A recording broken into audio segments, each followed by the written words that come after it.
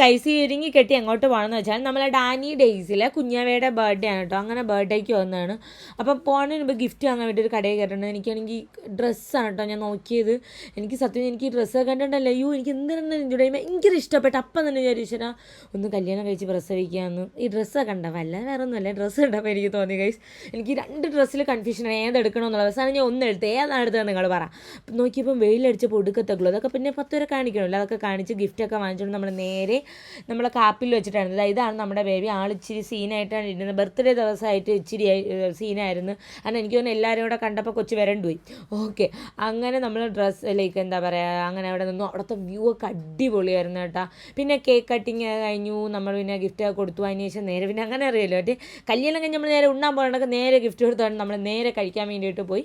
ഫുഡൊക്കെ കഴിച്ചിട്ട് തിരിച്ചു വരികയാണ് ഗായ്സ്. അപ്പം ഞാൻ പോണ് ഗായ്സ്. Tata bye bye.